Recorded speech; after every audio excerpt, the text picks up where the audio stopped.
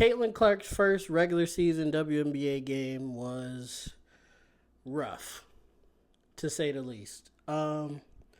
She finished the game with 10 turnovers, which was the most turnovers in a first pick's inaugural game ever or some crazy shit like that. But the other people on that list that were at 9, 8, and 7 and stuff like that were also future Hall of Fame or either current Hall of Famers or future Hall of Famers. I think like Lisa Leslie was on the list. I believe Diana Taurasi was also on the list or something like that. But it was a bunch of like future Hall of Famers or current Hall of Famers on the list. So that might be a good thing.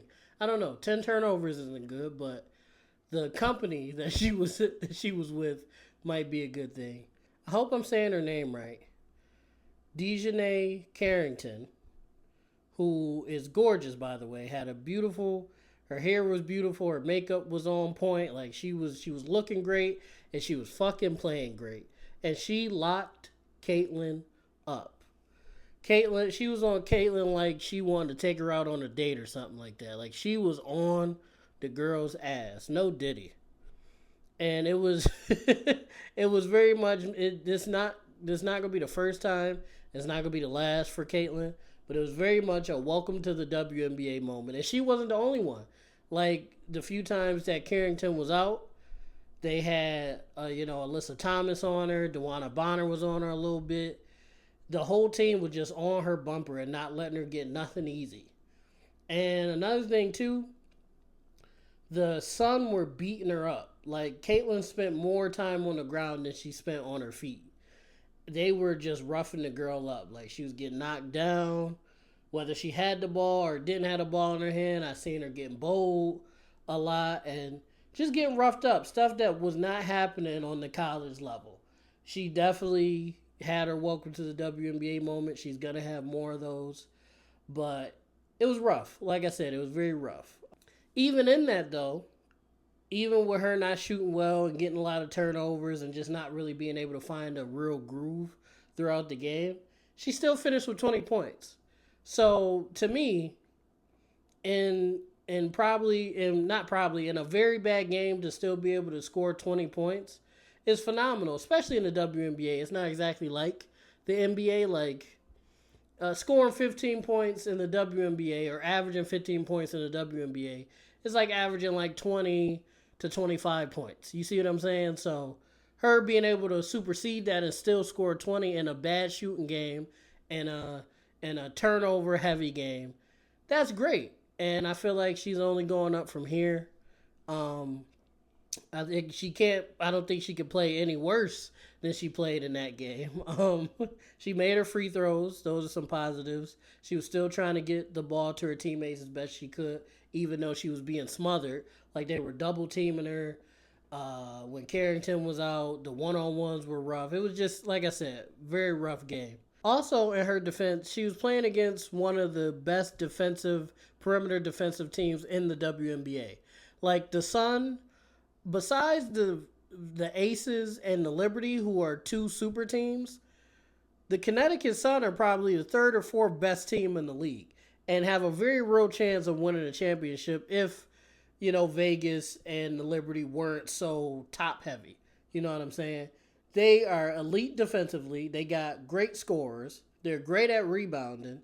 And for that to be her first game and her to still get 20 points, I think that's great. And I think against a lesser team, she'd get 30 or 40 because she won't have as much pressure on her. I don't think she'll always have the focus on her just because of, how much popularity she's bringing to the league. So people are going to be gunning for her. But playing against like a team closer to hers, I think she'll be able to dominate and really show out. I do feel like that our expectations of her need to lower just a bit. And I've said this to my friends like off camera and stuff like that in private conversations.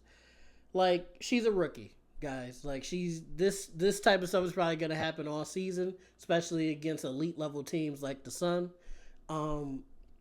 We're going to see games where she gets a lot of turnovers or doesn't score as much as we think she should. And that's just growing pains. She's a rookie. We'll probably see that for the next couple of years. But at the same time, This game was the most watched WNBA game in 23 years, and I can only attest that to Caitlin Clark. And I feel like she took that pressure and she did relatively well with it, even though the game wasn't the greatest game for her. Um, because her being there and playing brought eyes to a bunch of other players that people didn't know before. Like Dewana Bonner, for example. Dewana Bonner is one of, not probably, she's one of the greatest WNBA players of all time. She just in the game against Caitlin, um, got into the top five of leading scorers in WNBA history. And I believe she played for the Phoenix Mercury in the past. She got two championships. She's a great scorer. I think she got a scoring title before.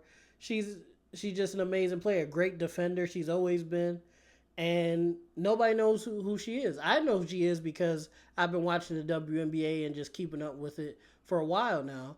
But somebody that's just tuning in just to see Caitlyn learned about Dewana Bonner and saw how great she was.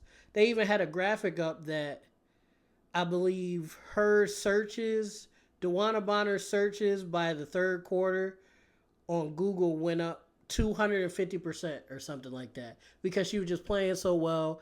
And because people were tuning in to watch Caitlyn, they stumbled upon her and was like, oh my God, who is this lady? Looked her up, looked up her stats, where she's from, what she's done. And I think that's the biggest benefit of Caitlin Clark to the game, to the WNBA specifically. Because all season, whether she plays good or bad, people are going to be tuning in. And the more people that tune in, they're going to learn about other players. They're going to get favorite players. And even if Caitlyn doesn't play well next season, people are still going to tune in because they're like, oh, well, Caitlyn isn't playing well, but I do want to see Dewana Bonner. I do want to see Alyssa Thompson. I do want to see Dejanay Carrington and Diana Taurasi and Aja Wilson because I've seen those girls play well against Caitlin Clark and her team. And I think that's just, Caitlin Clark is so huge for the WNBA and women's basketball. So I hope she plays well and I hope she reaches all the heights that people expect her to. But even if she doesn't, she's opened so many doors for so many women from the past, the present, and the future just from her being there. Another player that really stood out was Alyssa Thomas. She was like top 3 MVP voting last year. They call her Queen of Triple Doubles. And they call her that because she not only got a triple double this previous game, but apparently I think she either is close to it or has the most triple doubles in WNBA history, or she's very close to that number. I think last season she had like 20 triple doubles and the rest of the league only had 17. That's amazing. And she was, like I said, she was third in MVP voting as well.